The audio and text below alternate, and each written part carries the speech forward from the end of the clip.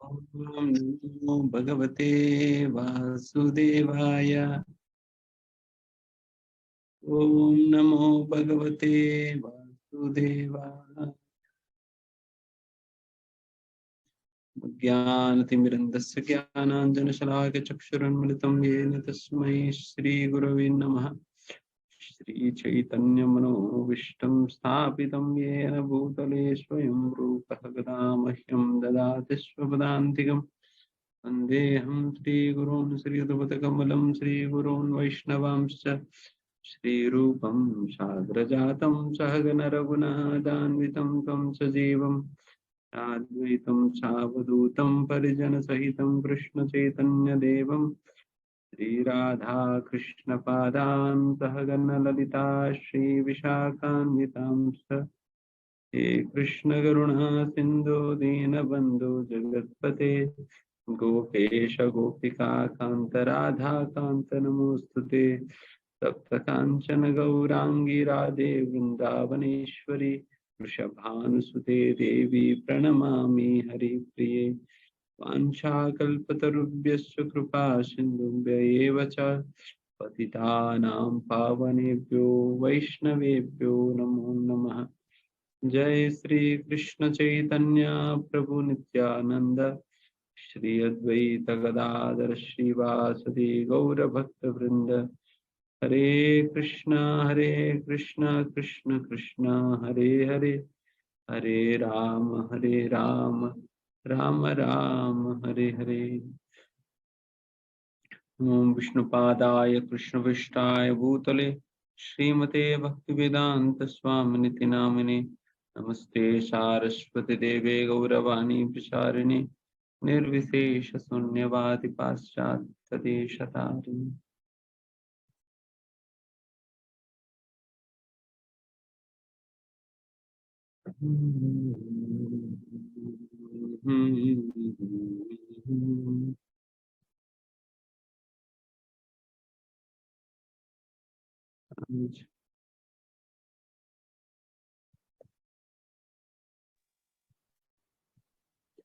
यया हरद्भुवो भारं तां तनुं विजहावजः कंटकं कंटकेनेव द्वयं चापि शितुः समम्।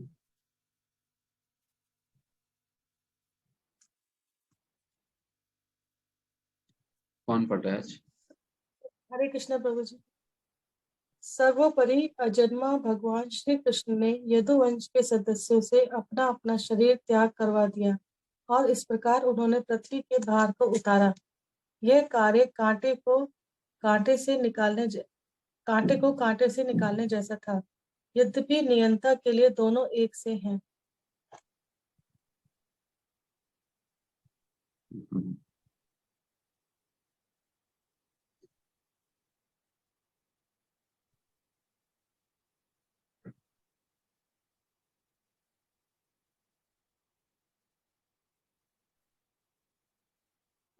इसमें अनुवाद तात्पर्य एक बार पढ़िए शुरुआत में। जी प्रभु जी। एक महत्वपूर्ण बात श्री प्रभुपाद जी बता रहे हैं, विश्वनाथ चक्रवर्ती ठाकुर बताएंगे। तात्पर्य श्री विश्वनाथ चक्रवर्ती ठाकुर बताते हैं कि शौनक तथा अन्य ऋषि जो नैमिषारण्य में श्री सुत गोस्वामी से श्रीमद् भागवतम सुन रहे थे, यदुओं के इस प्रकार मदोन्मुक्त होकर मरने की बात सुनकर प्रसन्न नहीं थे। अतएव उनकी मनोव्यथा को दूर करने हेतु श्री सुत गोस्वामी ने उन्हें विश्वास दिलाया कि श्री भगवान ने यदुवंश के सदस्यों से अपना शरीर त्याग करवा दिया, जिससे वे संसार के भार को हल्का कर सके। श्री भगवान तथा उनके नित्य संगी इस धरा पर पृथ्वी का भार उतारने में प्रशासनिक देवताओं की सहायता करने हेतु प्रकट हुए थे। अतः उन्होंने अपने कुछ विश्वास पात्र देवताओं को यदुवंश में प्रकट होने और उन्हें अपने महान उद्देश्य में सेवा करने हेतु बुलाया था। उद्देश्य पूरा हो जाने पर श्री भगवान की इच्छा से देवताओं ने मदोन्मुक्त होकर परस्पर लड़ भिड़कर अपने भौतिक शरीर त्याग दिए थे। देवता सोमरस पीने के अभ्यस्त हैं, अतएव शराब तथा मादक द्रव्यों का सेवन उनसे अछूता नहीं है। कभी कभी कुबेर के पुत्र नारद कभी कभी उन्हें उन्मत्तता के कारण कष्ट उठाने पड़ते थे। इस बार मदोन्मत्त होने के कारण कुबेर के पुत्र नारद के शाप भाजन बने, लेकिन आगे चलकर भगवान श्री कृष्ण की कृपा से उन्हें वास्तविक रूप प्राप्त हो सका। यह कथा 10वें स्कंद में मिलेगी। परमेश्वर के लिए असुर तथा देवता सुर दोनों समान हैं, लेकिन देवता श्री भगवान के आज्ञाकारी हैं, किंतु असुर नहीं हैं। अतएव कांटे से कांटा निकालने का उदाहरण अत्यंत उपयुक्त है। एक कांटा जो श्री भगवान के पाँव में चुभता है, वह निश्चय ही उन्हें कष्टदायक है, और दूसरा कांटा जो पीड़ादायक तत्वों को निकालता है, निश्चय ही श्री भगवान की सेवा करता है। यद्यपि प्रत्येक जीव श्री भगवान का अंश है, फिर भी जो श्री भगवान को चुभता है वह असुर है, और जो स्वेच्छा से सेवक है वह देवता कहलाता है। भौतिक जगत में देवता तथा असुर सदा ही लड़ते रहते हैं, और देवता सदा ही श्री भगवान द्वारा असुरों के हाथों से बचाए जाते हैं। ये दोनों ही श्री भगवान के नियंत्रण में रहते हैं। यह संसार दो प्रकार के जीवों से भरा हुआ है, और श्री भगवान का उद्देश्य सदैव देवताओं की रक्षा करना तथा जब भी संसार में आवश्यकता होती है तब असुरों का विनाश करना है। इस प्रकार दोनों का कल्याण होता है। हरे कृष्ण। धन्यवाद। यहाँ पर श्री प्रभुपाद जी विश्वनाथ चक्रवर्ती ठाकुर के वचनों में वर्णन किए हैं कि यदुवंशियों को क्यों इस प्रकार से मरना पड़ा करके, या इस प्रकार से होने क्यों दिया भगवान। यहाँ पर क्लियरली बताए थे तो भगवान की योजना के अंतर्गत ही है, क्योंकि सारे देवी देवताओं को भगवान ने ही अपनी लीलाओं के अंतर्गत शामिल होने के लिए बुलाए थे। फिर अभी भगवान की लीला समापन होने जा रही है, इसलिए फिर भगवान ने फिर उन लोगों को भी अपने अपने स्थानों पर वापस भेजने के लिए इस तरीके से भिजवाए थे पुनः देवी देवताओं को। एंड वैसा देवी देवताओं की तो कोई नई बात नहीं है। इस प्रकार की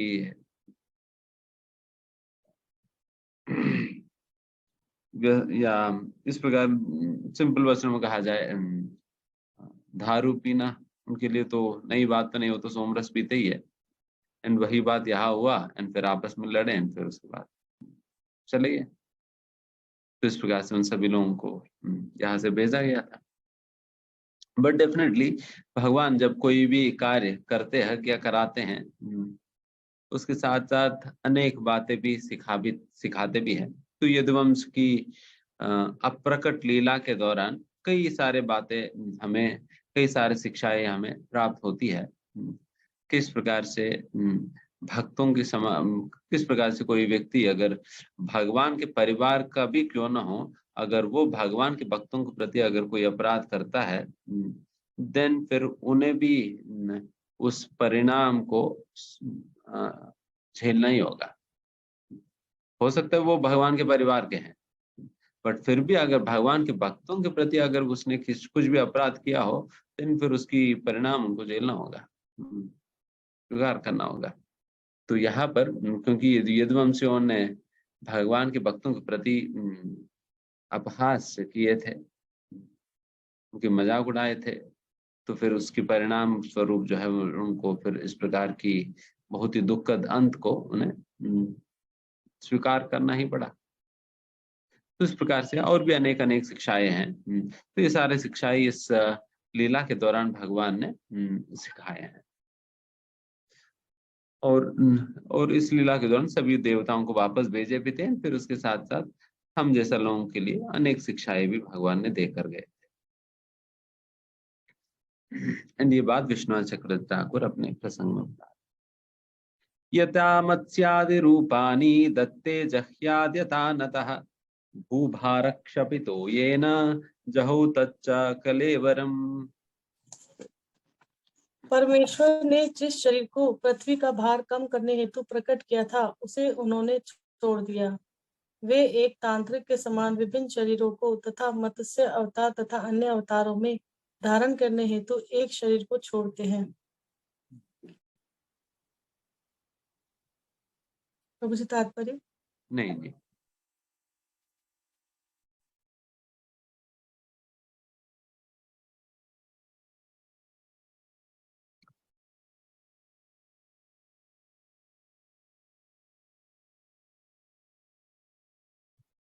इसमें तात्पर्य पढ़िए शुरुआत में, मैं बताता हूँ कहाँ तक पढ़ना।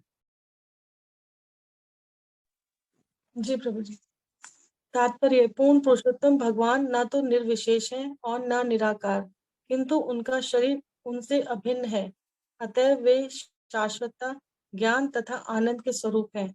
वृद्ध वैष्णव तंत्र में स्पष्ट उल्लेख है कि जो कोई भगवान श्री कृष्ण के स्वरूप को भौतिक शक्ति से बना मानता है, उसे समाज में सभी प्रकार से अलग कर दिया जाना चाहिए, और यदि संयोगवश कोई ऐसे अविश्वासी का मुंह देख ले तो उसे वस्त्र सहित नदी में कूदकर अपने आप को स्वच्छ करना चाहिए। श्री भगवान को अमृत या मृत्यु रहित कहा जाता है, क्योंकि उनका कोई भौतिक शरीर नहीं होता। ऐसी परिस्थितियों में श्री भगवान का मरना या शरीर त्याग करना एक तांत्रिक के दैविकी इंद्रजाल जादूगरी जैसा है। तांत्रिक अपनी कलाबाजियों से दिखाता है कि उसके शरीर के टुकड़े टुकड़े हो गए हैं, वह जलकर राख हो गया है या सम्मोहन द्वारा बेहोश हो गया है, लेकिन ये सब झूठे प्रदर्शन मात्र होते हैं। वास्तव में तांत्रिक का शरीर न तो खंड खंड होता है, न जलकर राख होता है, न वह मृत होता है, न तंत्र प्रदर्शन की किसी भी अवस्था के समय वह बेहोश रहता है। इसी प्रकार श्री भगवान के भी अनंत शाश्वत रूप हैं, जिनमें इस ब्रह्मांड में प्रदर्शित मत्स्य अवतार भी एक है। क्योंकि ब्रह्मांड अनंत है, अतः वह मत्स्य अवतार किसी न किसी ब्रह्मांड में अपनी लीलाएं प्रदर्शित कर रहा होगा। इस श्लोक में विशिष्ट शब्द धत्ते प्रयुक्त है, जिसका अर्थ है शाश्वत रूप से स्वीकृत है। धित्वा विशेष अवसर के लिए स्वीकृत शब्द ठीक नहीं है। भाव यह है कि श्री भगवान मत्स्य अवतार की सृष्टि नहीं करते, उनका यह रूप शाश्वत होता है, और ऐसे अवतार के प्राकट्य से तथा अंतर्ध्यान होने से विशिष्ट प्रयोजन की सिद्धि होती है। श्रीमद् भगवद गीता 7वां अध्याय 7वां स्कंद 24 अध्याय और 25वां श्लोक में श्री भगवान कहते हैं, ठीक है, आप निर्विशेषवादी। जैसा यहाँ पर ये मेन पॉइंट जो प्रभुपाद जी बता रहे हैं, जिस प्रकार से यहाँ भगवान ने शरीर छोड़ा है करके अगर कोई सोचे, या वो कहे कि इस प्रकार से कई लोगों ने देखा है करके भी, तो प्रभुपाद जी उसी का एक अंडरस्टैंडिंग यहाँ पर एक्सप्लेनेशन दे रहे हैं। देखिए, जिस प्रकार से कई बार एक तांत्रिक अपना प्रदर्शनी में ऐसा दिखाता है कि उनका शरीर टुकड़ा टुकड़ा टुकड़ा टुकड़ा कर दिया गया है, या नहीं तो फिर उनका शरीर जला दिया गया है, इस प्रकार से कुछ इस प्रकार की चीजें दिखाता है, बट अल्टीमेटली वो व्यक्ति मरता नहीं है, ना शरीर उनका टुकड़ा किया गया है। केवल हमें ऐसा मोहित करता है, ऐसा मोहित करता है, वो अपना मैजिक ट्रिक के द्वारा वो दिखाता है इस प्रकार से। इसी प्रकार से ही यहाँ पर जो कहा जा रहा है कि भगवान मतलब भगवान शरीर छोड़ा है इत्यादि करके, तो भगवान असलियत में शरीर छोड़ने के लिए भगवान का शरीर कोई भौतिक थोड़ी है, भौतिक थोड़ी है। इसलिए यहाँ पर आचरण के द्वारा ये जो टीका में जो बताए जा रहे हैं, अगर कोई व्यक्ति इस प्रकार से मानने लगे कि भगवान के शरीर भौतिक है, देन फिर ऐसा व्यक्ति का मुंह देखने पे ही एक व्यक्ति को ऐसा पाप लग जाएगी कि जिसके लिए उन्हें उस पाप से निवृत्त होने के लिए उन्हें सीधा कपड़ों के सहित उन्हें नदी में कूदकर मरना नहीं है, नदी में कूदकर नहाना होगा, तब जाकर व्यक्ति स्वच्छ हो पाएगा वो अपने पाप से। तो इस प्रकार से भगवान के शरीर कभी भी भौतिक हो ही नहीं सकता, भगवान के शरीर भौतिक हो ही नहीं सकता। इसलिए जिस प्रकार से हम लोग मरने पे शरीर छोड़ते हैं, तो उस प्रकार से भगवान को कोई भौतिक शरीर नहीं होने के नाते तो फिर उनको अपना शरीर कोई छोड़ने की जरूरत नहीं पड़ता है, क्योंकि भगवान का शरीर जो है यहाँ पर बना तो नहीं ना, ऐसा नहीं कि जिस प्रकार से हमारा शरीर तो माँ की पेट के अंदर बनता है, मैन्युफैक्चर होता है, बट भगवान का शरीर उस प्रकार से माँ के पेट के अंदर तो बना तो नहीं। एंड तो यहाँ से आप समझ सकते हैं कि भगवान का शरीर कोई साधारण नहीं है, वो तो दिव्य है। वो तो दिव्य है। इसलिए भगवान चाहे दिखने में छोटा शरीर में भी क्यों ना हो, बट फिर भी जब शक्ति की बात की जाएगी, देन भगवान उतना ही शक्तिमान है जितना कि बड़ा शरीर होने पे भगवान जितना शक्तिमान होंगे, उतने ही शक्तिमान थे भगवान जब जब भगवान एक छोटे बच्चे की तरह रेंग रहे थे यशोदा माई के घर में। इसलिए तो भगवान केवल जब 6 दिन के थे, तब भगवान ने पूतना को मारे थे, है ना? वैसा पूतना का शरीर तो कितना विस्तृत शरीर था पूतना की। कई मील उनकी शरीर की शरीर की लेंथ जो है कई मील से, तो लगभग 30-32 मील थी। तो वैसा जो पूतना को भगवान ने कितना आसानी से मार दिए थे। एंड ये कैसे न, अगर एक छोटा बालक की कितना शक्ति होता, अगर उतना ही शक्तिमान भगवान होते, देन फिर पूतना जैसा राक्षस को तो मार नहीं पाएंगे। यहाँ पर भगवान इसलिए मार पाए क्योंकि भगवान के शरीर कोई साधारण नहीं है। हालांकि दिखने के लिए छोटा दिख रहे हैं, बट भगवान उतना ही शक्तिमान है। उतने ही शक्तिमान है। भगवान केवल दिखने के लिए उस प्रकार से दिख रहे लीला के तौर पर। उसी प्रकार से यहाँ पर भी ऐसा लग सकता है भगवान शरीर छोड़ा है, भगवान शरीर भौतिक है करके। नहीं, नहीं। जिस प्रकार से वहां पर भगवान के शरीर को हम आध्यात्मिक शरीर के रूप में स्वीकार करें, उसी प्रकार से यहाँ पर भी केवल एक ट्रिक के तौर पर या एक लीला के तौर पर भगवान इस प्रकार से दिखा रहे और कुछ नहीं। भगवान कभी भी अपना शरीर छोड़ नहीं सकते या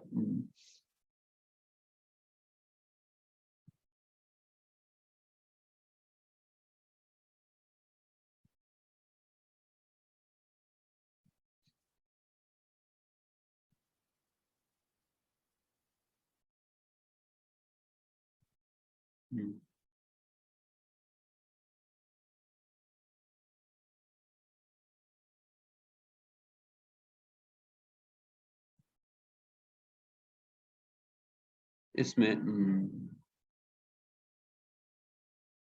लास्ट 4-5 लाइन वापस पढ़िएगा। इसी के संदर्भ में प्रोपा जी कंक्लूड कर रहे हैं। तो बहुत महत्वपूर्ण सेक्शन है, इसलिए हम पढ़वा रहे हैं, सभी ध्यान से सुनिए। काफी कंफ्यूज होते हैं लोग इस भागवतम में। In the Bhagavatam also it is said that,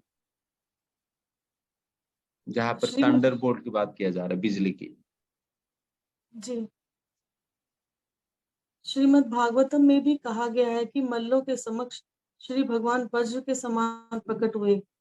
यहाँ से प्रभु जी, हाँ, जब श्री भगवान ने शिशुपाल का वध किया, तो वह ब्रह्म ज्योति की चकाचौंध से उन्हें भगवान श्री कृष्ण के रूप में नहीं देख पाया। अतः कंस द्वारा नियुक्त मल्लों के समक्ष वज्र के रूप में श्री भगवान का क्षणिक प्राकट्य अथवा शिशुपाल के समक्ष श्री भगवान का जाज्जल्यवान स्वरूप श्री भगवान ने त्याग दिया। लेकिन तांत्रिक के रूप में श्री भगवान शाश्वत रूप में विद्यमान है और किसी दशा में नष्ट नहीं होते। ऐसे रूप असुरों के समक्ष ही कुछ समय के लिए प्रदर्शित किए जाते हैं, किंतु जब श्री भगवान ऐसे प्रदर्शन को बंद कर देते हैं, तो असुर लोग सोचते हैं कि अब ईश्वर नहीं है। जिस प्रकार अल्पज्ञ दर्शकगण सोचते हैं कि तांत्रिक जल गया या खंड खंड हो गया। निष्कर्ष यह है कि श्री भगवान का कोई भौतिक शरीर नहीं होता, अतः वे न कभी मारे जाते हैं और न कभी अपना दिव्य शरीर परिवर्तित करते हैं। बस ये निष्कर्ष है, ये निष्कर्ष आप लोग याद रखिए। यदा मुकुंदो भगवानिमां महिं जहो स्वतन्वाश्रवणीय सत्कथा, तदा हरेवा प्रतिबुद्धचेतसाम् अभद्रहेतो कलिरन्वतथा। जिस दिन भगवान श्री कृष्ण ने अपने उसी साक्षात रूप के साथ इस पृथ्वी लोक को छोड़ दिया, उसी दिन से कली, जो पूर्व में ही अंशतः प्रकट हो चुका था, अल्पज्ञों के लिए अशुभ परिस्थितियां उत्पन्न करने हेतु पूर्ण रूप से प्रकट हो गया। तो वैसा कहा जाता है जिस दिन भगवान ने ये पृथ्वी छोड़ा है या पृथ्वी से अप्रकट हो गए थे, फिर उसी समय से ही कलयुग की प्रभाव तीव्र मात्रा में दिखने लगा करके।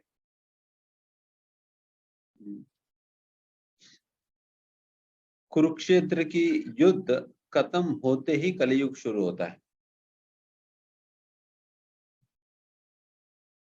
बट वो कलयुग शुरू होने के बावजूद भी भगवान प्रकट रूप से विद्यमान थे इस पृथ्वी पर, इसलिए वो कलयुग अपनी प्रभाव दिखा नहीं पा रही थी भगवान उपस्थित होने के कारण।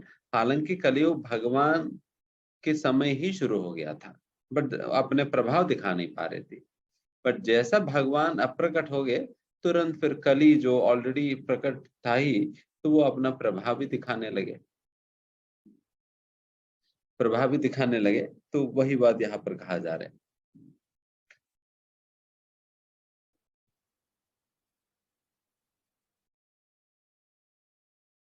एंड वही कलयुग का ही लक्षण जो है यहाँ पर युधिष्ठिर महाराज को दिखाई दे रहे हैं।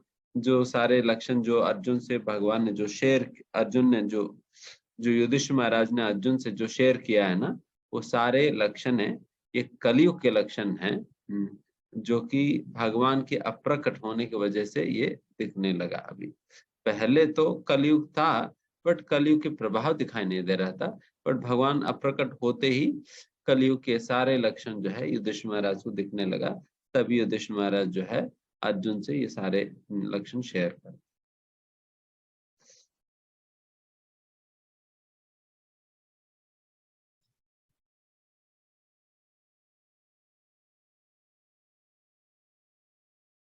युधिष्ठिरस्तत्परिसर्पणं बुधा पुरे च राष्ट्रे च गृहे तथात्मनि विभाव्य लोभान्त्रजिह्महिंसनाति अधर्म चक्रम गमनाय पर्यधात्। महाराज युधिष्ठिर इतने बुद्धिमान थे कि वे कलयुग के प्रभाव को समझ गए, जिसके विशेष लक्षण होते हैं संपूर्ण राजधानी, राज्य, घर तथा समस्त व्यक्तियों में बढ़ता लालच, असत्य भाषण, धोखा देना तथा हिंसा का आधिक्य इत्यादि। अतः उन्होंने समझदारी दिखाते हुए घर छोड़ने की तैयारी की और तदनुकूल वस्त्र धारण कर लिए।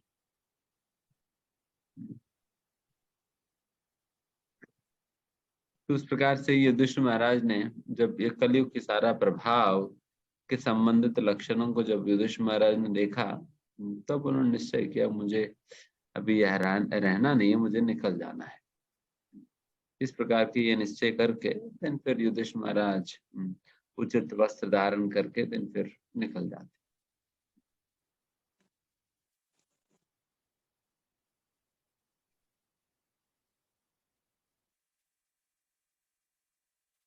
तो ये सारा कलयुग के लक्षण है।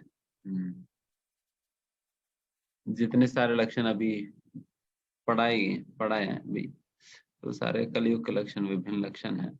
एंड आज के समाज में ये सारे लक्षण तो बहुत बड़ी मात्रा में देखने के लिए मिलता ही है। तो ये सारे लक्षण देखकर क्या करें हम लोग? हम लोग भी हिमालय चले जाए? तो उसके लिए ही उपाय बताइए क्या करना है। उसके लिए उपाय बताइए हैं कली कल्मशनाशनम, कलियुग की कल्मशों को खत्म करने का क्षमता किसमें है करके यहाँ पर बताए जा रहे हैं। किसमें है? हरे कृष्णा कृष्णा कृष्णा हरे हरे, हरे राम राम राम हरे हरे। इस हरे कृष्ण महामंत्र की जाप में ही इस कलयुग की कल्मशों को खत्म करने की क्षमता है। इसलिए जो भी लोग इस हरे कृष्ण महामंत्र की आश्रय ग्रहण करते हैं, क्योंकि ये बताए गए हैं इस हरे कृष्ण महामंत्र के विषय में विभिन्न शास्त्र में, कलिसंतरण उपनिषद में तो है ही, फिर उसके साथ साथ अग्नि पुराण में भी है, ब्रह्म वैवर्त पुराण में भी है। उस प्रकार से विभिन्न शास्त्रों में है। तो इसलिए फिर इस हरे कृष्ण महामंत्र के आश्रय हमें लेनी चाहिए। जब तक कलयुग की मतलब इस प्रकार से हरे कृष्ण महामंत्र के आश्रय में हम रहेंगे तब तक कलयुग की प्रभाव हमारे ऊपर नहीं पड़ेगी, कलयुग की प्रभाव हमारे ऊपर नहीं पड़ेगी।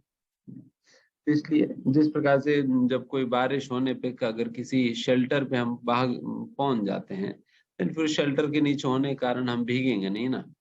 उसी प्रकार से ही कलयुग में अगर हम भगवान के नाम का आश्रय हम लेंगे देन फिर इन सारे अनर्थों मतलब इन सारे अवगुणों से हम अवगुण हमें स्पर्श नहीं कर सकेंगे। इसलिए हमें सही प्रकार से हरे कृष्ण महामंत्र के आश्रय लेनी चाहिए। इसलिए हमें निरंतर हरे कृष्ण महामंत्र हमें कहते रहना चाहिए। चाहे कोई भी काम कर रहे हो, कुछ भी इस प्रकार की, हमेशा इस प्रकार से हरे कृष्ण महामंत्र कहते रहना होगा। तो ये इस प्रकार की आदत हमें डालनी चाहिए। निरंतर नाम जप करने की आदत हर किसी को डालना चाहिए, तभी बच पाएंगे ना। तभी बच पाएंगे। खास करके जब किसी भी प्रकार की अटैक होता है आपके ऊपर, अटैक मतलब इन कल्मशों की अटैक होता है। मान लीजिए क्रोध की अटैक हो रहा है, काम की अटैक हो रहे हैं, लोभ की अटैक हो रहे हैं, देन फिर हमें और जोर से और तेजी से हमें हरे कृष्ण महामंत्र हमें रटना चाहिए और जोर से हमें लेनी चाहिए। बिकॉज उस समय तो हमारे ऊपर तो अटैक हो रहे हैं। जब अटैक हो रहे देन फिर और तेजी से भगवान के नाम लो, तभी बच पाएंगे। क्योंकि आप पता ही जा रहे हैं ना, कलयुग कलयुग की कल्मशों को खत्म कर सकते हैं। बट समस्या है कि हम याद ही नहीं रखते हैं, हम याद नहीं करते हैं। जब इन सारी चीजों के अटैक हो रहे हैं देन फिर हम याद रख के फिर हम इस प्रकार से हरे कृष्ण महामंत्र जो से लेनी चाहिए। उसी को आश्रय कहा जाता है। जब वैसा विपरीत परिस्थितियों में जब हम मंत्र की उच्चारण हम तीव्रता के साथ समर्पण के साथ हम करते हैं, लेते हैं, देन फिर उसी को आश्रय कहा जाएगा। तो इसलिए आप सभी से यही अनुरोध है कि आप सभी इसके वही है कि ये मतलब नॉर्मली अपने आप से तो नहीं आएगी, इसका अभ्यास करना होता है। इसका अभ्यास करना पड़ता है। जब आप नॉर्मल टाइम पे अभ्यास करेंगे देन फिर जब तीव्र परिस्थितियां आएंगी तब भी आपके मुंह से निकलेगा। अगर आप अभ्यास ही नहीं करेंगे देन फिर आपके मुंह से क्यों निकलेगी ना। जब सब कुछ ठीक ठाक चल रहा है तब भी आपने अभ्यास नहीं किया देन फिर बाकी जब बिगड़ता है परिस्थिति उस समय क्यों निकलेगी मुंह से।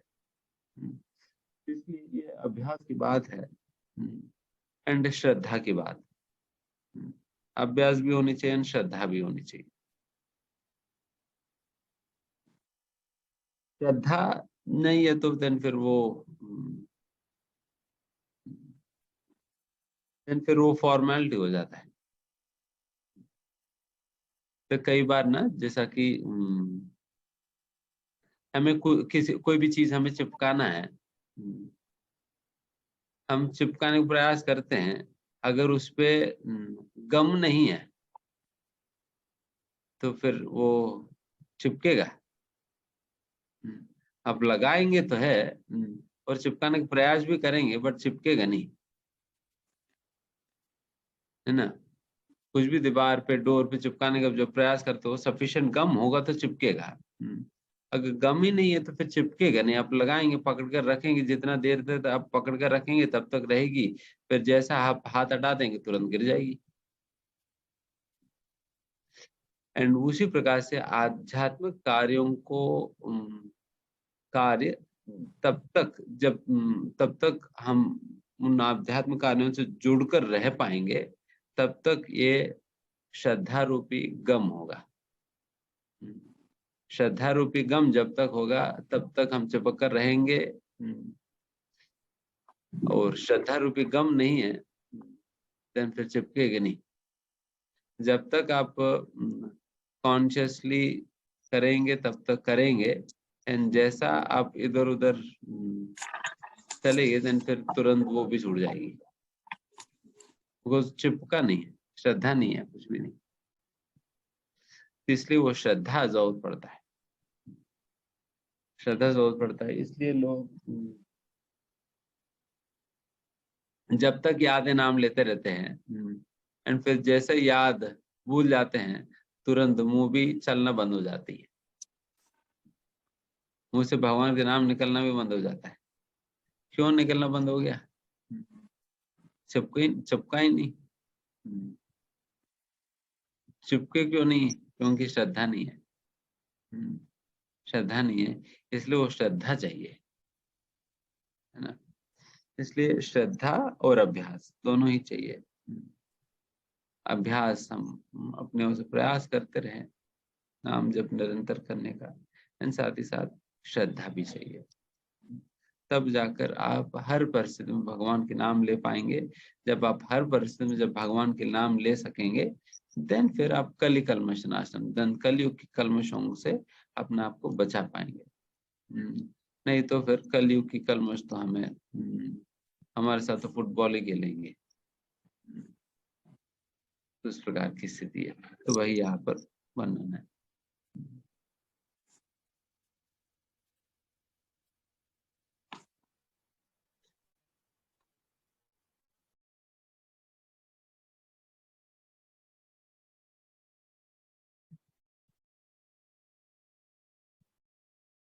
यहाँ पर प्रभुपाद कहते हैं Pandavas are eternal companions of the lord, therefore they are more interested in the company of the lord than anything else. Pandava जो है वो भगवान के शाश्वत सेवक है, इसलिए उनको हमेशा बस इसी बात से मतलब है, हमेशा भगवान के साथ रहना है। एंड भगवान के साथ रहने के लिए चाहे उनको कष्ट भी झेलना पड़े, कष्ट लेने के लिए तैयार है। तभी तो कुंती महारानी कहती है ना, ये बता संतम शाश्वत तत्र तत्र जगत गुरु।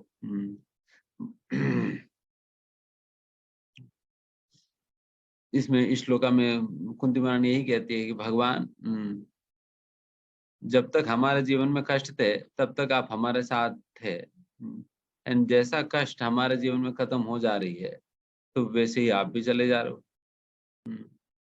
अगर कष्ट नहीं होने की वजह से अगर आप हमारे साथ नहीं रहेंगे, देन बेहतर है हमेशा के लिए हमारे जीवन में कष्ट ही रहे, जिससे हमेशा आप हमारे साथ रहें। इसलिए कुंती महारानी भगवान से प्रार्थना कर रहे, सभी लोग भगवान से प्रार्थना करते हैं संकट मिट जाए,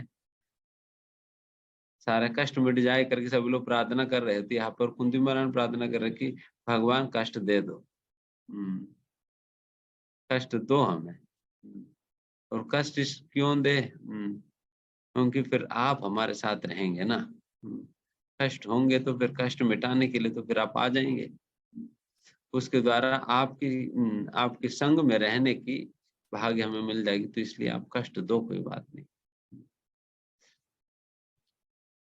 क्योंकि उन लोगों में ना बात यही है कि उनकी भगवान की अनुपस्थिति की वजह से जो दुख होता है उनमें वो दुख ज्यादा है, कष्टों की दुख की तुलना में वो दुख ज्यादा है, भगवान की अनुपस्थिति की वजह से जो होने वाला दुख। इसलिए फिर वो लोग भगवान का ही संगति चाह रहे हैं, भगवान का संगति चाह रहे, क्योंकि उनको ज्यादा दुख होता है भगवान नहीं होने पे, बाकी सारा कष्ट तो उनके लिए तो कुछ भी नहीं है। इसलिए यहाँ पर प्रभुपाद जी बात लिख रहे हैं कि इसलिए जैसा फिर भगवान अप्रकट हो गए, देन फिर पांडवों में कोई अपना और जीने की या और समय इस भौतिक दुनिया के अंतर्गत बिताने की कोई आशा नहीं रहा। हालांकि उनके पास कोई सुविधाओं की, संपत्ति की इत्यादि चीजों को कोई कमी तो नहीं था, सब कुछ भरपूर मात्रा में है।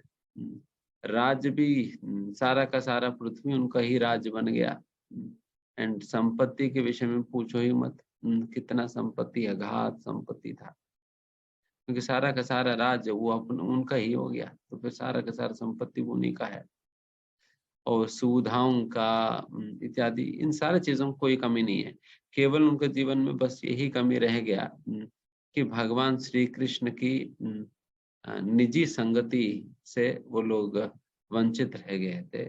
इसलिए फिर उनको ये सारा कुछ होते हुए भी फिर उनको इस भौतिक दुनिया में रहने का कोई आशा नहीं रहा। इसलिए फिर वो निकलना ही चाह रहे थे, इसलिए फिर निकल पड़े थे। तो ये होते हैं, ये होता है असलियत में आसक्ति भगवान के प्रति, तो जो कि भगवान के बिना जो जी नहीं पा रहे हैं। तो ये भी आसक्ति यहाँ पर प्रभुपाद जी के वचनों में हम समझ सकते हैं। प्रभुपाद लिखते, one should not rot in the dark well of household life till one is dragged out by the will of Yamaraj. जब तक यमराज जी खींच न जाएं, खींचेंगे नहीं, तब तक हम बस किसी गृहस्थ जीवन में बने नहीं रहना है। कि टाइम आने पर तो वो तो खींचेंगे ही, बट उसके पहले ही हमें समेट लेना चाहिए। इसलिए कहते हैं ना, best use of the bad bargain करके। वैसे भी जान निकलने वाला है, वैसे भी जान छूटने ही वाला है। जान छूटने पे देन आपकी सारा संपत्ति उम्पत्ति, नाम वाम, बंधु मित्र सब कुछ छीन लिया जाता है ना। जब वैसे भी जब जबरदस्ती छीन लिया जाता है, अगर कुछ दिन पहले आप खुद ही छोड़ देंगे भगवान के नाम लेकर, क्रेडिट तुम्हें मिल जाएगी ना, क्रेडिट तुम्हें मिल जाएगा। अगर पहले अगर छोड़ देंगे देन सभी लोग वाह वाह कहेंगे, अरे कितना बड़ा त्यागी है, इन्होंने सब कुछ छोड़ दिया है करके सभी वाह वाह कहेंगे, अरे सन्यासी यार ये कितना बड़ा त्यागी है, भगवान के लिए सब कुछ छोड़ दिया है। क्या छोड़ दें, नहीं छोड़ेंगे तो बाद में छुड़वाई जाएगी ना। अभी नहीं छोड़ेंगे, बाद में वैसे भी छुड़वा दिया जाएगी। कौन है सन्यासी, कुछ छोड़ नहीं सकता, वैसे भी छुड़वा दिया जाए। बस वो बुद्धिमानी है, वो समझ गए कि वैसे भी छुड़वा दी जाएगी, अगर पहले छोड़ दूंगा तो माला वाला मिल जाएगी मुझे सन्यासी के रूप में। लोग कहेंगे अरे बहुत बड़ा त्यागी है, बहुत बड़ा सन्यासी है, बट डेफिनेटली मतलब उस नाम के लिए तो हम नहीं कर रहे हैं। बेसिकली बात यह है कि इन सारे चीजों का हम संभाल कर रखने का चाहे कितना भी प्रयास करें, हम संभाल कर रख तो नहीं पाएंगे, एक न एक दिन तो छूट ही जाएगी। इसलिए पहले ही छोड़कर हम अपना समय सामर्थ्य को हम भगवान की सेवा करने के लिए उपयोग करें। केवल इन सारे चीजों को कितना संभाल कर रखेंगे ना, एक न एक दिन तो छूट ही जाएगी। सारा बैंक बैलेंस खत्म हो जाएगी, घर भर छीन ली जाएगी, शरीर ही छीन लिया जाता है, और क्या कहा जाए। शरीर ही छीन लिया जाता है, बाकी सारे चीजों के विषय में कहना ही क्या। जब शरीर ही नहीं रहा, बाकी सारा चीजों को कोई मूल्य ही नहीं है। जब छीन लिया ही जाता है, जब शरीर वैसे भी छीन लिया जाएगी, तो छीन लिया जाने के पहले इस शरीर को भगवान की सेवा में उपयोग कर दिया जाए, भगवान की सेवा में उपयोग कर दिया जाए। तो यही उपाय यहाँ पर बताए जा रहे हैं, प्रभुपाद यही बता रहे। आप तब तक वेट मत करो यमराज जी आपको खींच लेने तक, उससे पहले ही समझ लेना और अपनी शरीर को भगवान की सेवा में उपयोग करो। प्रभुपाद जी कह रहे हैं।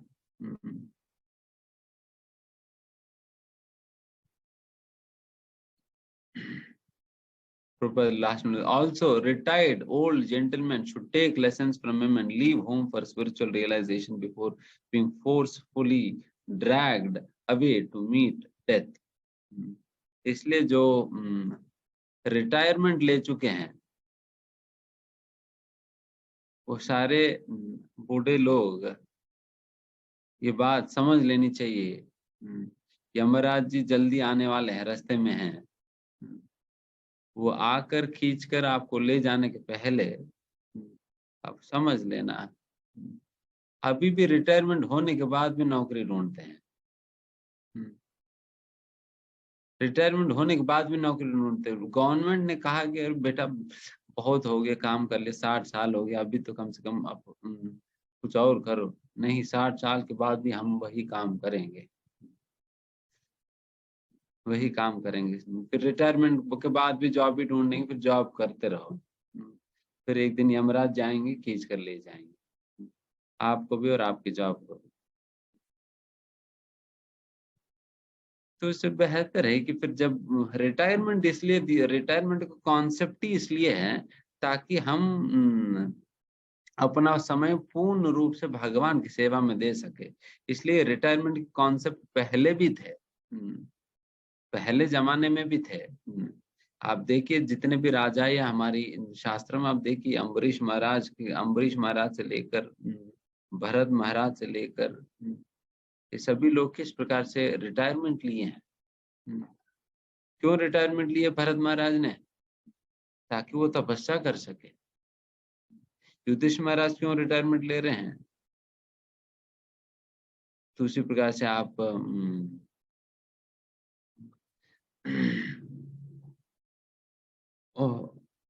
और भी अन्य राजाओं के विषय में देख सकते, प्राचीन वर्ही इत्यादि राजाओं के विषय में सभी लोग क्यों रिटायरमेंट ले रहे, ताकि भगवान की सेवा पूर्ण रूप से संलग्न होकर अपना जीवन की पूरा का पूरा समय भगवान की सेवा में देकर भगवान की सेवा कर सके, है ना।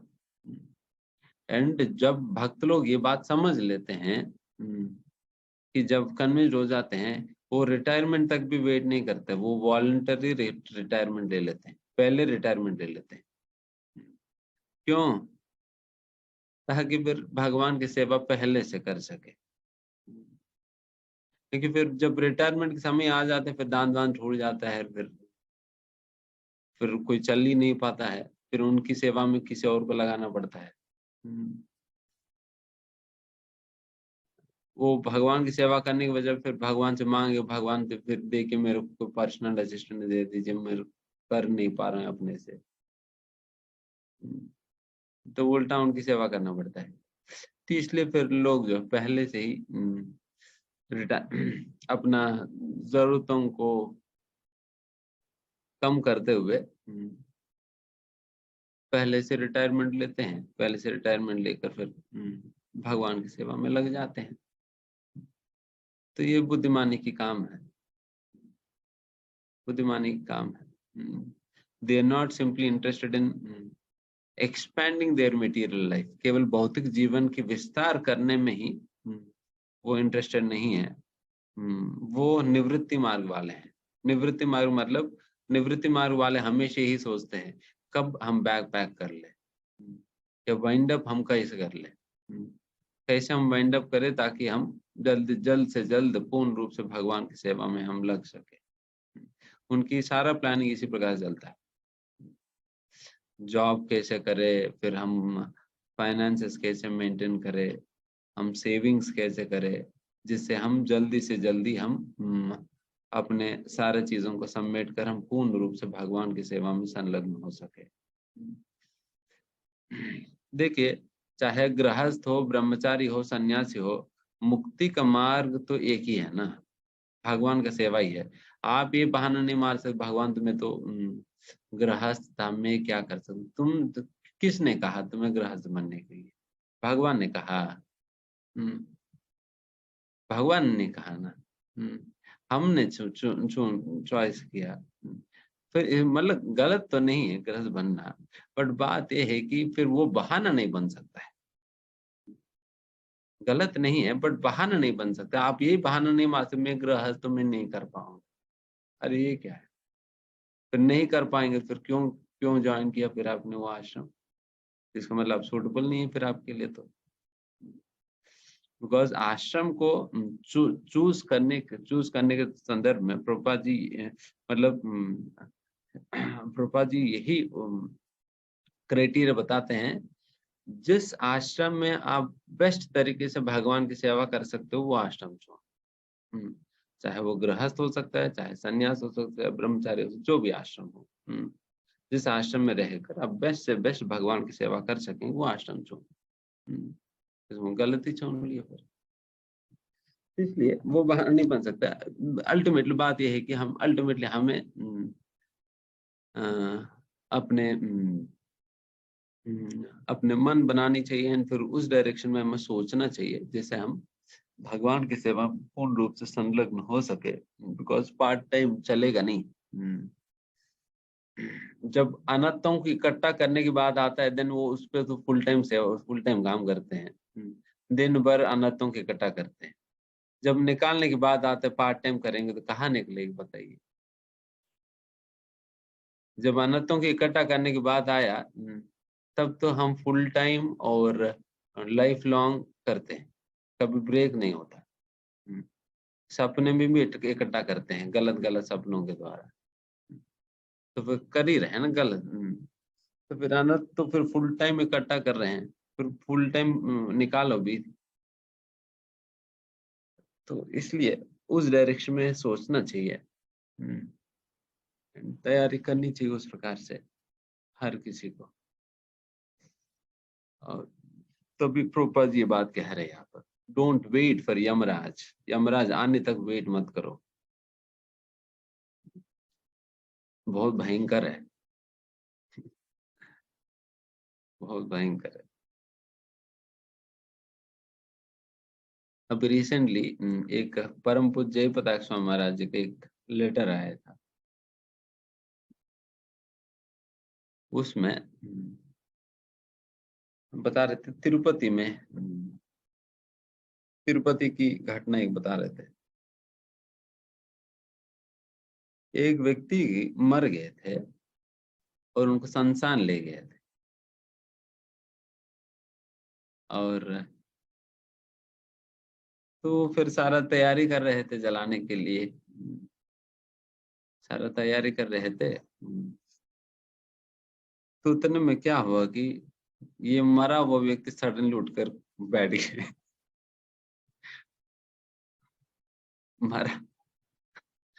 सभी लोगों की हालत खराब।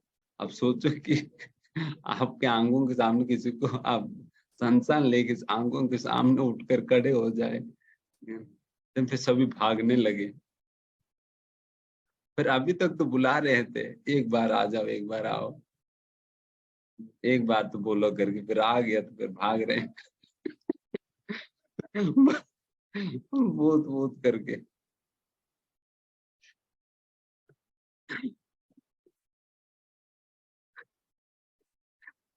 तो इस प्रकार से सभी लोग फिर बहुत डर गए थे। देन फिर वो उनके पीछे पड़े, उनका अरे आप लोग रुको रुको, आप भागो मत, भागो मत। फिर सब ने रोका, फिर सब ने कहा देखो मैं तो वही व्यक्ति हूँ करके, फिर उन्होंने कहा आप लोग डरो मत, मैं वही व्यक्ति हूँ करके, फिर उन लोगों को कहकर ये भागने लगे।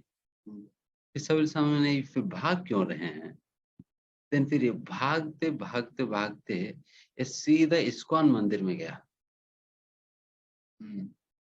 सीधे इस्कॉन मंदिर में गया, फिर इस्कॉन मंदिर में जाकर फिर सीधा बुक स्टॉल पे गया, और बुक स्टॉल पे उन्होंने मांगा कि मुझे भगवत गीता चाहिए, उन्होंने मांगा कि भगवत गीता चाहिए। एंड फिर उनकी हड़बड़ी देखकर भक्तों ने भगवत गीता निकाल कर उनके हाथ में रख दिया। एंड ये भगवत गीता लेकर वो व्यक्ति खूब रोने लगा। एंड काफी देर तक रोया रोया, देन फिर उसके बाद भक्तों की बात उनको सुनाई दिया। भक्त पूछ रहे थे कि आप रो क्यों रहे, भगवत गीता दे दिया ना, रो क्यों रहे करके। देन फिर जब वो चुप हुए तब उन्होंने कहा कि देखिए, उन्होंने कहा कि मैं एक्चुअली मर गया था।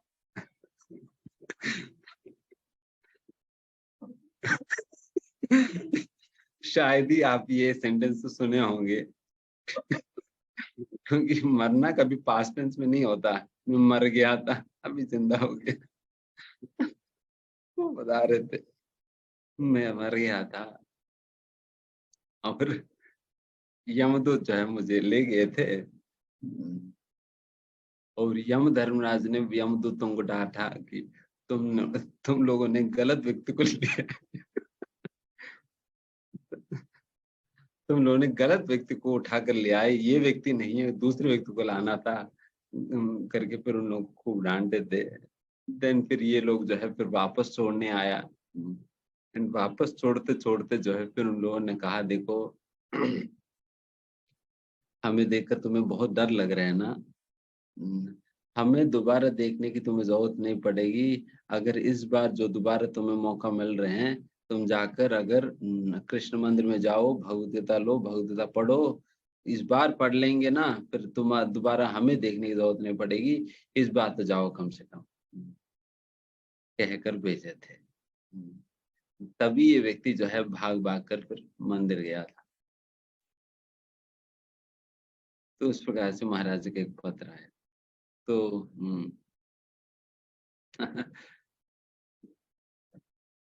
तो इसलिए फिर यमदूतों को देखने की जरूरत नहीं पड़ेगी, अगर इस बार हम अच्छा से भक्ति करें तो, है ना। नहीं तो फिर तैयार रहिए, यमदूत आएंगे। और जब ले जाते भी है ना वो लोग, तो सीधा सीधा ले नहीं जाते, वो तो पीटते पीटते ले जाते हैं।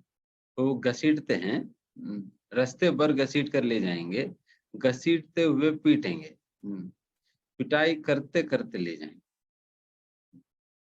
तो ले जाना ही एक बहुत बड़ा पनिशमेंट है ले जाते वक्त। तो वैसा इसलिए बेहतर है यमराज जी तक क्यों जाएं, पहले ही हम अपने आप को संभाल लेनी चाहिए।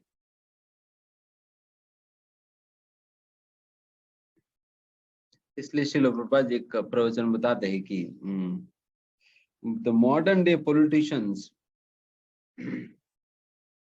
Wait until they are shot dead.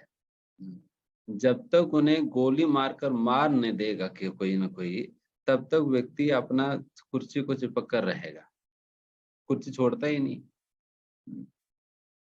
बूढ़ा व्यक्ति है, 80 साल हो गया, 90 साल हो गए, फिर भी नहीं छोड़ेगा,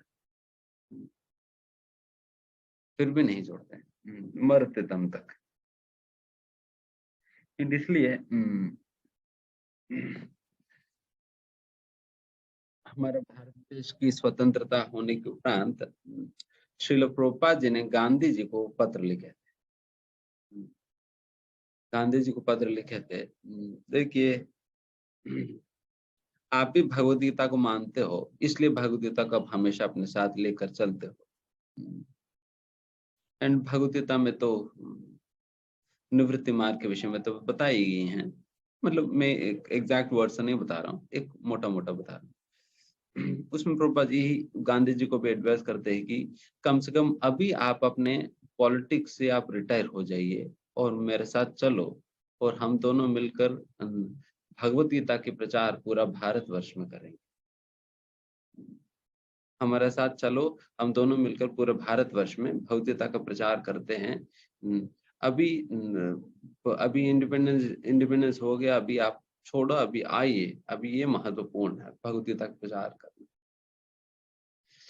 बट फिर प्रभुपाद जी ने लिखा कि फिर कभी भी, फिर प्रभुपाद जी ने उस पत्र में लिखा, अगर आप इस प्रकार से अभी के समय पर भगवद गीता के प्रचार करने में बाकी समय आप नहीं बिताओगे, देन फिर आपको काफी बुरे परिणाम आगे जाकर फेस करना पड़ सकता है करके प्रभुपाद ने उस पत्र में लिखा था।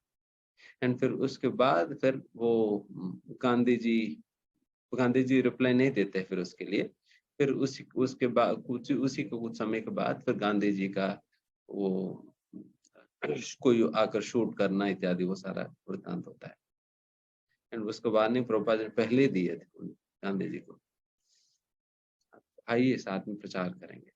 बट क्या करें, क्या करें। लोग इस people do not understand the urgency of propagating this message for the well-being of humanity at large. लोग समझते नहीं है कितना महत्वपूर्ण इस संदेश का प्रचार करना, क्योंकि यही एकमात्र आशा बचा हुआ है इस भौतिक इस आज के समय पर। There is no other hope. एक ही आशा बचा हुआ है आज की समय पे। तो इसलिए उस आशा को हमें लोगों तक पहुंचाना है। एंड वो आशा का किरण है ये भगवत गीता और श्रील प्रभुपाद जी की पुस्तकें हैं।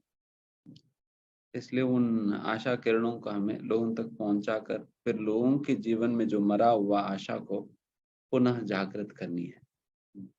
इसलिए this is only hope left in this world, and the service that we do is to give hope to people कि yes, because आज के समय पे तो लोग बिल्कुल होपलेस हो जा रहे हैं, होपलेस हो जा रहे हैं कि उनको लग रहा है कि मतलब और कोई रास्ता नहीं है, और कोई मार्ग नहीं है, और कोई ऑप्शन नहीं है मेरे जीवन में। इसलिए इतने सारे लोग मरने के लिए प्रयास करते हैं, आत्महत्या करने के प्रयास करते हैं। क्यों? क्योंकि होपलेस हो जा रहे हैं। उनको लग रहा है कि हम परिवार में अच्छा नहीं चल रहे, ऑफिस में अच्छा नहीं चल रहे हैं, समाज में मेरे को ठीक नहीं चल रहे, तो फिर और ज्यों किस लिए, फिर मुझे मरना है, कर मरने के लिए तैयार हो जा रहे। इसलिए हम सभी का काम है वैसा लोगों को मृत्यु के पास से बचाना। एंड ये तभी संभव है जब हम सभी लोग इस भगवत गीता का प्रचार बड़े बृहद स्तर पर हम करें, बृहद स्तर पर हम करें, तभी ये संभव हो पाएगी। क्योंकि इतने करोड़ों करोड़ों लोग हैं, अभी तक हम बहुत ही कम लोगों तक ही हम पहुंच सके हैं। इसलिए हमें और हमारे प्रयासों को आगे बढ़ाना होगा, जिससे हम ज्यादा लोगों तक इस भगवत्ता को पहुंचा सके और ज्यादा लोगों को हम बचा सके मृत्यु के पास से, यमराज जी की दंड से हम बचा सके। आप ही बचा पाओगे और कोई नहीं, बाकी सब ये तो डुबाने वाले हैं।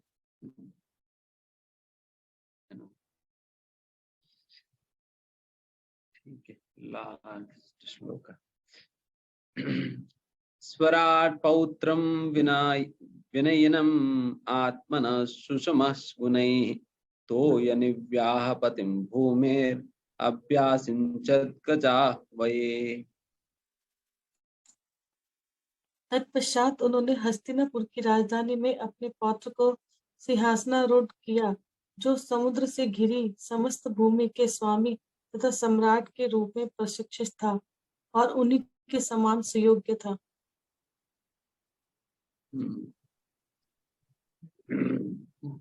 फिर युधिष्ठिर महाराज जाते जाते फिर किनको बिठा दी?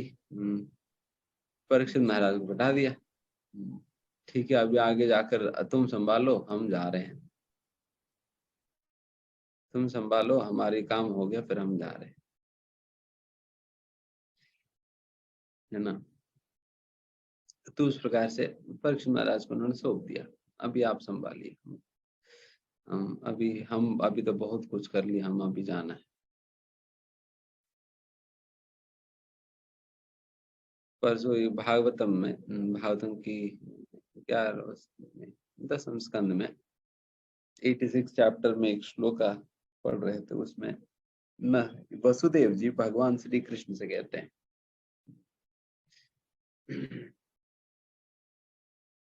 फिर वहां पर वसुदेव जी कहते हैं कि अभी बहुत हो गए भौतिक इंद्रिय तृप्ति, इंद्रिय तृप्ति बहुत हो गया, अभी इसमें और मैं नहीं पढ़ना चाहता, इसमें और नहीं पढ़ना चाहता हूँ करके फिर वहां पर वसुदेव जी स्वयं भगवान कृष्ण से कहते हैं बहुत हो गया, मुझे निकलना है यहाँ से। उस प्रकार से व्यक्ति समझ लेना चाहिए। तभी यहाँ पर युधिष्ठिर महाराज जी निकल रहे हैं और अपने पौत्र जो कि परीक्षित महाराज है उनको गद्दे पे बिठाकर उन्हें सारा राज्य भार इत्यादि देकर फिर वो वहां से निकल रहे हैं ना।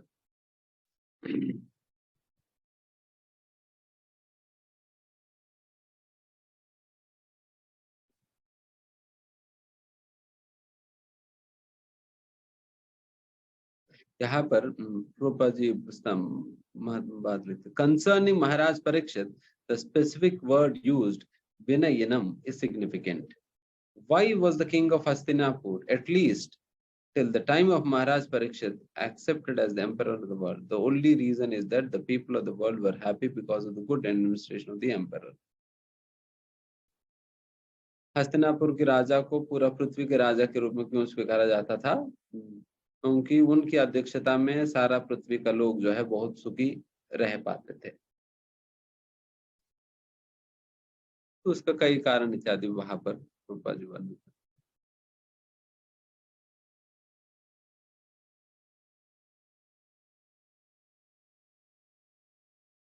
वहां पर प्रोपर लिखते हैं कि वैसा जो राज जब कोई एक भक्त राज करने लगता है देन फिर उनके राज में कैसा होता है बताए रहे.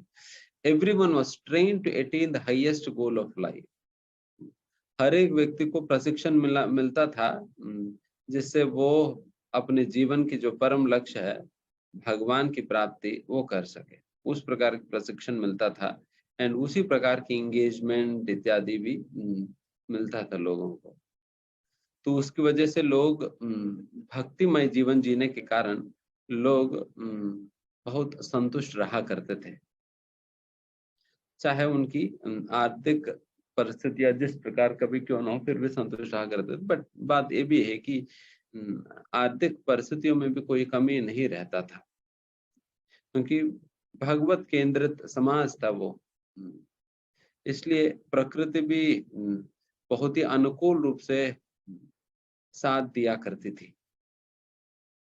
जिस प्रकार से आज के समय पे तो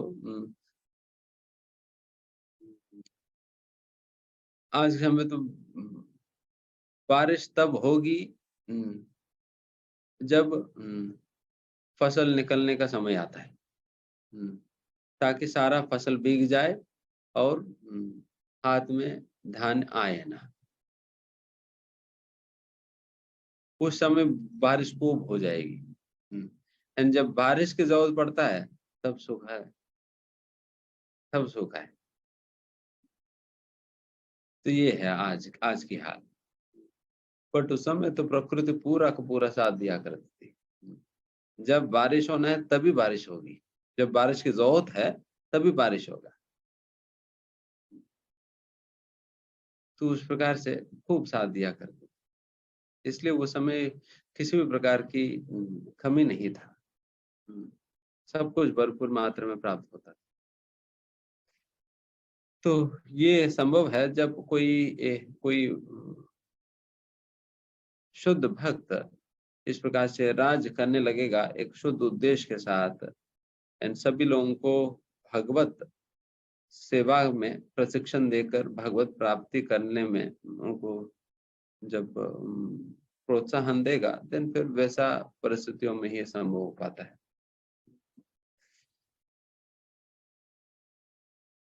बट परीक्षित महाराज के बाद ऐसा कोई राजा नहीं रहा. उसकी वजह से परीक्षित महाराज के बाद से फिर कलयुग अपने प्रभाव दिखाने लगी. कलयुग का मेन प्रभाव यही है कि झगड़ा करा देना लोगों के आपस में. अब हर जगह देखते हैं ना रेगुलरली झगड़ा होता ही रहता है.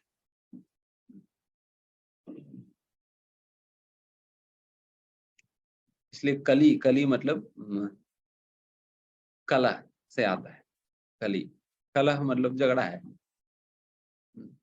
इसलिए कलयुग के विषय में कहा जाता है it is an age of quarrel and hypocrisy. ये हिपोक्रेसी मतलब कपट है, डोंगी.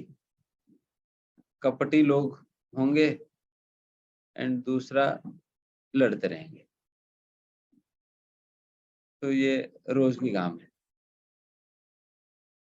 तो इसलिए कलयुग में लड़ाई होता रहेगा.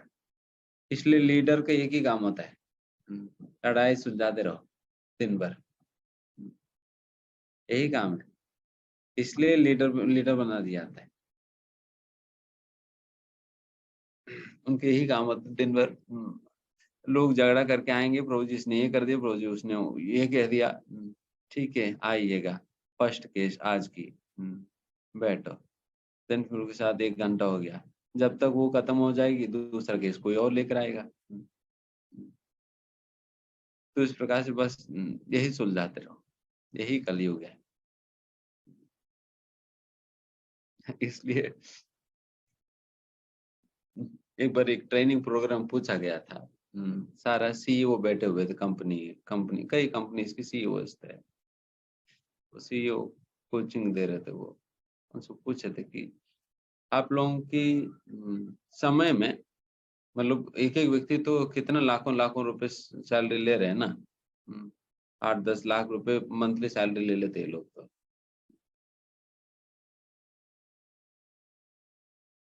आप लोगों की समय में कितना समय झगड़े को सुलझाने में जाता है, और कितना समय आप असलियत में कंस्ट्रक्टिवली काम करते हो। समझ आया ना? झगड़े को सुलझाने में तुम्हारे कितना समय जाता है, एंड असलियत में जिस काम के लिए तुम्हें रखा गया है वो काम करने में आप कितना समय दे पाते। मोस्टली लोगों की यही आंसर था, 70 to 80% टाइम जो है झगड़े को सुलझाने में जाता है। जिस चीज के लिए वो तनख्वाह ले रहे हैं, उस तनख्वाह के बदले में केवल 20% समय दे रहे हैं, 20 से 30% बस।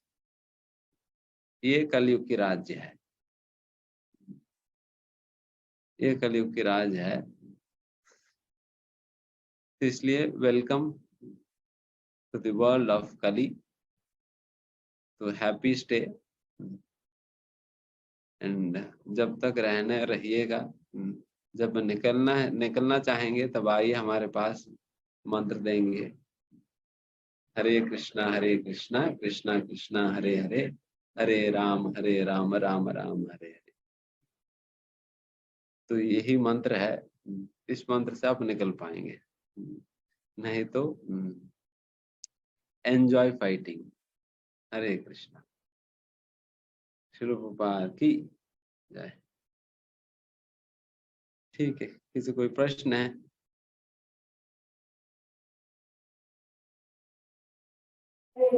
किसी भी भक्त का कोई प्रश्न है तो वो हैंड रेज कर सकते हैं।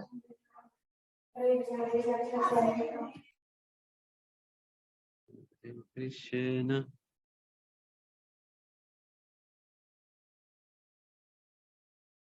यस माता जी। हरे कृष्णा प्रभु जी, दंडवत प्रणाम। नाम प्रभु जी, मेरा एक क्वेश्चन मुझे ना बिल्कुल ऐसा लग रहा है, मेरे दिमाग में ना कई दिन से चल रहा है। जैसे प्रभु जी, हम मतलब हमारे जैसे कर्मों के अनुसार बताते हैं, किताब में भी हम पढ़ते हैं कि हमारे कर्मों के अनुसार हमें फल मिलता है। जैसे किसी अच्छे परिवार में हमने जन्म लिया या वो भी, और बताते जैसे प्रभु जी हमें तो मनुष्य योनि 84 लाख योनियों के बाद मिलती है। तो प्रभु जी, तो पिछले जन्म में तो हम सुअर हो या कुत्ता हो, कुछ भी हो सकते हो। तो प्रभु जी फिर वे कैसे कोई कर्म करेंगे ऐसा बेकार जो हमें अगले जन्म में ऐसे दुख मिले? हाँ, फिर भी क्यों करते हैं? यही हमारा मूर्खता है, करते रहते हैं, आदत नहीं पड़ी नहीं है। प्रभु जी, मतलब फिर वो जैसे कुत्ता बिल्ली या कोई भी ऐसे वो है, तो वो क्या कर्म करेंगे जिससे मतलब हमें मनुष्य जूनी मिली?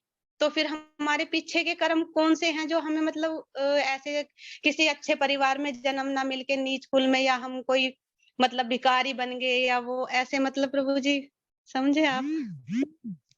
हाँ, देखिए, एक तो सबसे पहली बात है कि बाकी योनियों में वो कोई कर्म नहीं होता। ऐसा नहीं कि कुत्ता या बिल्ली या कोई जानवर कोई कर्म करके मनुष्य बनेगी, बल्कि वो एवोल्यूशन प्रोसेस में सीक्वेंशियली एक के बाद योनि आता है। फिर उस सीक्वेंस में वो मनुष्य में पहुंच जाते हैं। बस वो अपनी कर्मों की वजह से नहीं, वो केवल वो भोग योनि है।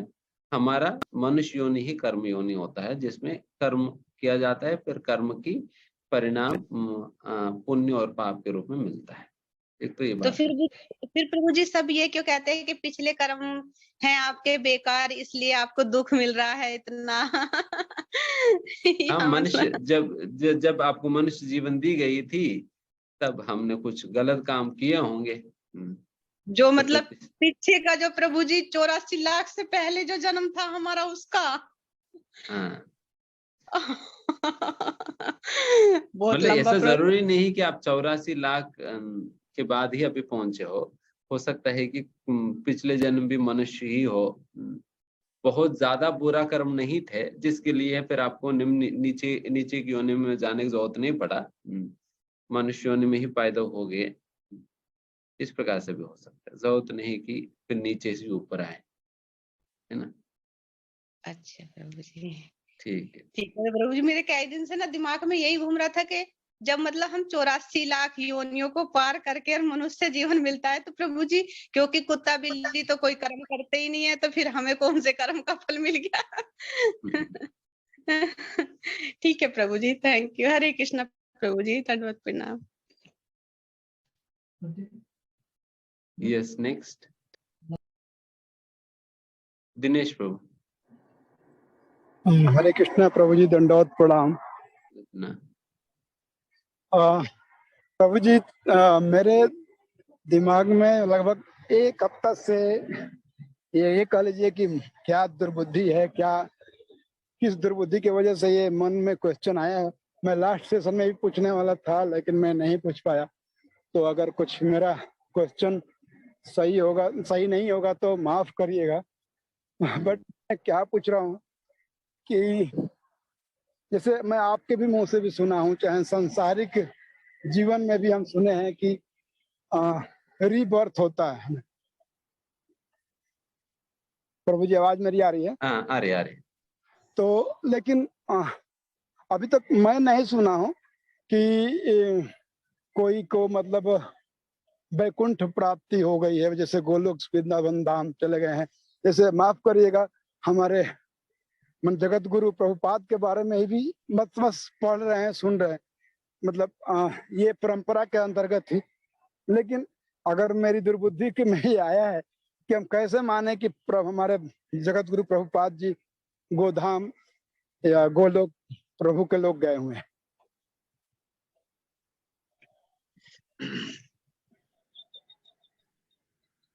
देखिए,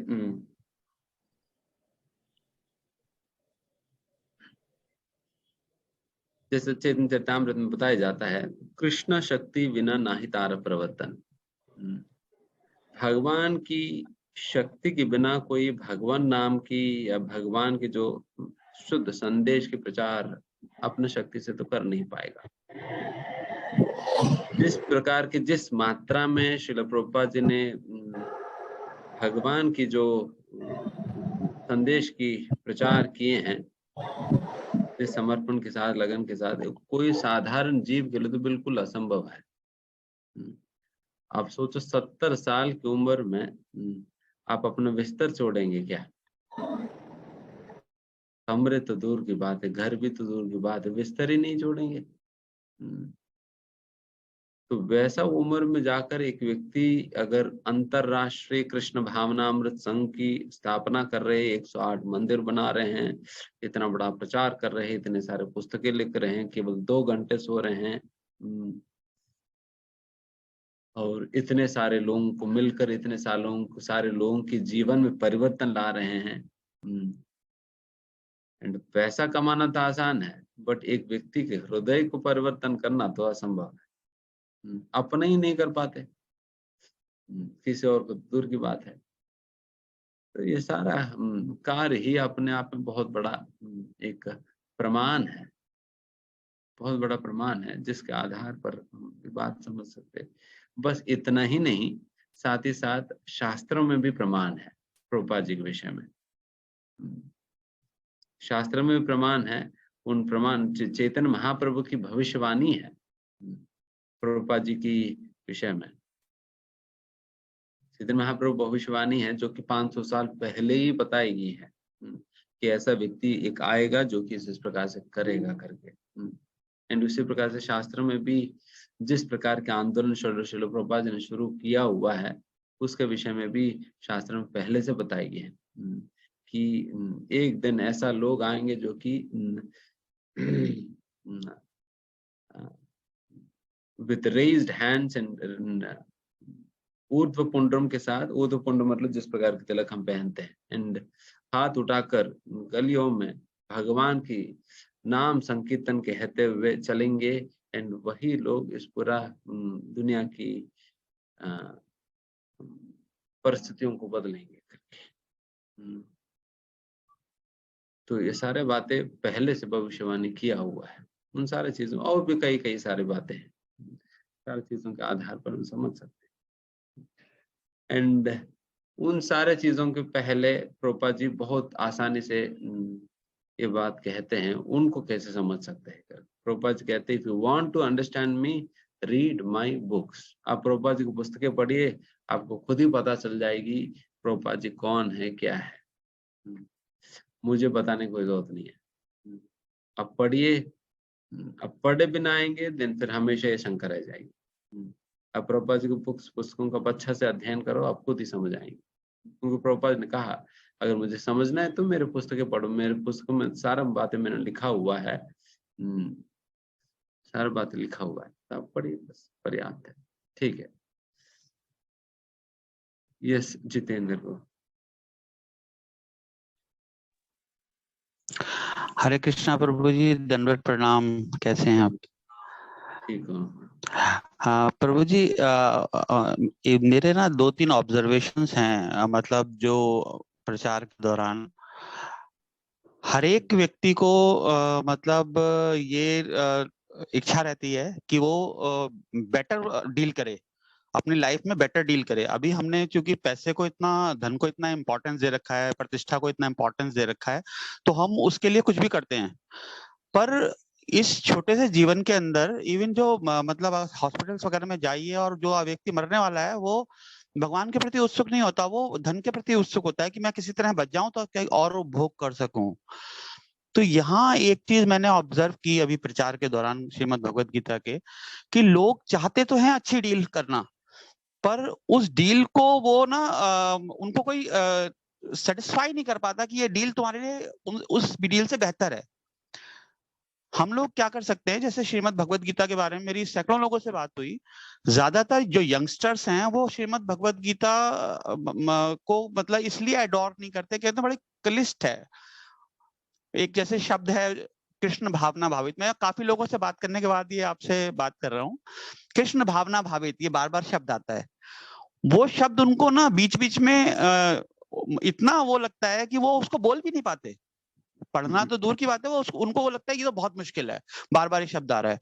दूसरी बात ये कि मैंने देखा है कि अगर जैसे इस्कॉन बहुत अच्छा काम कर रहा है और बहुत शुद्ध हृदय से भगवान की भक्ति हो रही है और सेवा हो रही है, जैसे एक अगर जगह जगह एक इस्कॉन मंदिर बनता है, जैसे 800,000 करोड़ का या 2,000 करोड़ जैसे बन रहे हैं, प्रोजेक्ट्स आ रहे हैं, अगर उनकी जगह भगवान का विग्रह जहां रखा हो और बहुत सारे मंदिर बने कि लोगों के कान में ना चाहते हुए भी पड़े कि भगवान का नाम, तो मुझे लगता है कि इसका ज्यादा इफेक्ट होगा।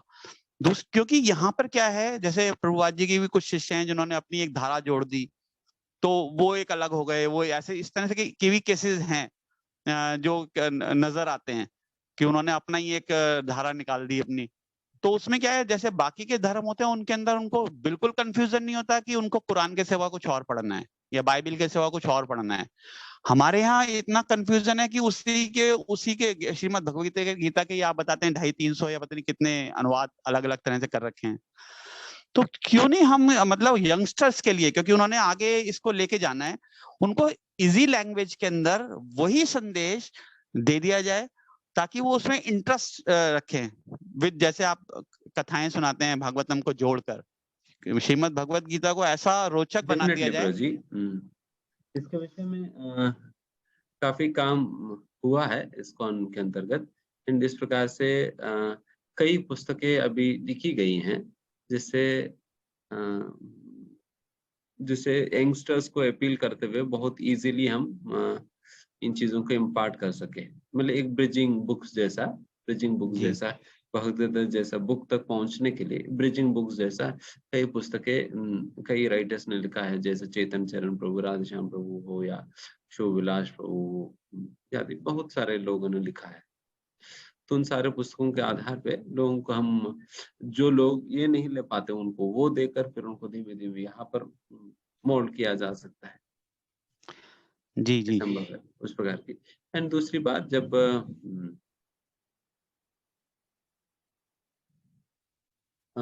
दूसरी बात ये भी है कि कई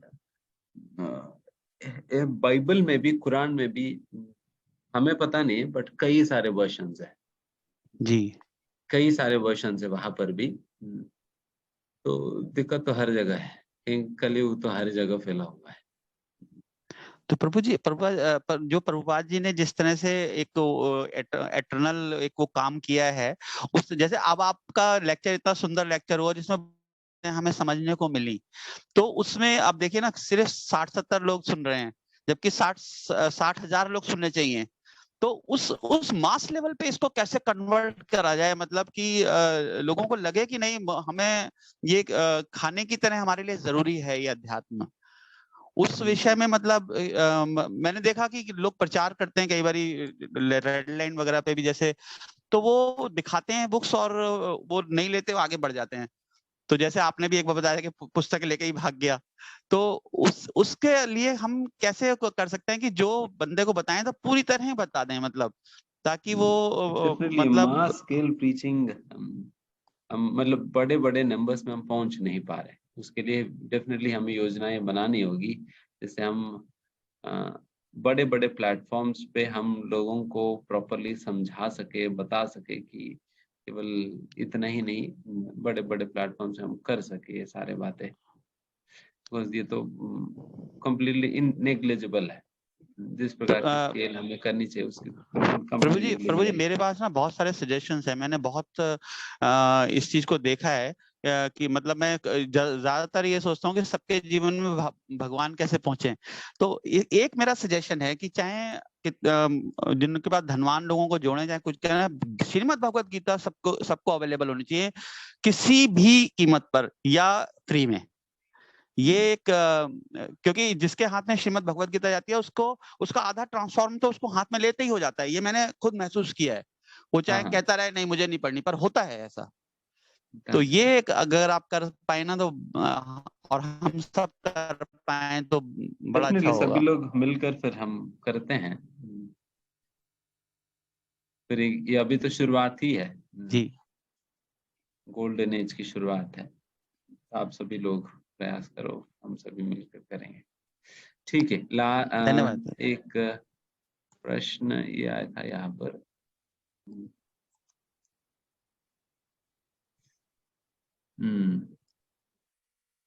रिटायर नहीं, वॉलंटरी रिटायरमेंट या जॉब छोड़े हैं, फिर आगे कृष्ण भावना में इंटरेस्ट नहीं, बट फिर कैसे उनको एंगेज करें। ठीक है, अगर डायरेक्ट कृष्णा कॉन्शियस एक्टिविटीज में अगर इंटरेस्ट नहीं है फिर भी कोई दिक्कत नहीं है। उन्हें इनडायरेक्ट वे में आप कोई ना कोई सेवा के संबंध में आप लगा सकते हैं। कोई ना कोई सेवा के संबंध में कुछ इनडायरेक्ट वे में भी क्यों ना हो, they can be engaged, so that फिर उनको धीमे धीमे वो सुकृति मिलेगी एंड धीमे धीमे वो व्यक्ति के अंदर एक भावना जागृत हो जाएगी। वॉट एवर उनकी इंक्लिनेशन जो भी है, अगर हम स्टडी करें तो उनको उनकी इंक्लिनेशंस को एक्सरसाइज करते हुए भगवान की सेवा में लगाया जा सकता है। भगवान की सेवा में लगाया जा सकता है उनकी इंक्लिनेशंस जो भी है। तो उस इंक्लिनेशंस को हम एडवांटेज मतलब देखते हुए उनकी इंक्लिनेशंस के अनुसार ही हम सेवा में लगाएं, क्योंकि फिर नहीं तो व्यक्ति काम नहीं करेगा। तो इसलिए ये थोड़ा सा एक बार स्टडी करना पड़ेगा उनकी क्या इंक्लिनेशन है, तो उस हिसाब से उनको उस प्रकार की कहीं ना कहीं कनेक्टिंग पॉइंट दिया जा सकता है। डेफिनेटली हर कोई व्यक्ति हो सकता है कि शुरुआत में जब माला ना पकड़े या भगवद्गीता ना पढ़े, शोज उनके इंटरेस्ट नहीं है, बट फिर भी उनको भी हम जोड़ सकते हैं। इस प्रकार से उनकी इंक्लिनेशन को स्टडी करके उनकी इंक्लिनेशन को कैसे हम भगवान से कनेक्ट कर सकते हैं, ये एक बात देखें। वो देखकर फिर हम करेंगे तो डेफिनेटली किया जा सकता है। लास्ट क्वेश्चन, यस लास्ट, आओ किसी का, धन्यवाद। ओके, यहाँ पे समाप्त कर देते हैं, धन्यवाद। हरे कृष्णा। हरे कृष्णा। तो धन्यवाद प्रभु जी का, धन्यवाद आज के महत्वपूर्ण सेशन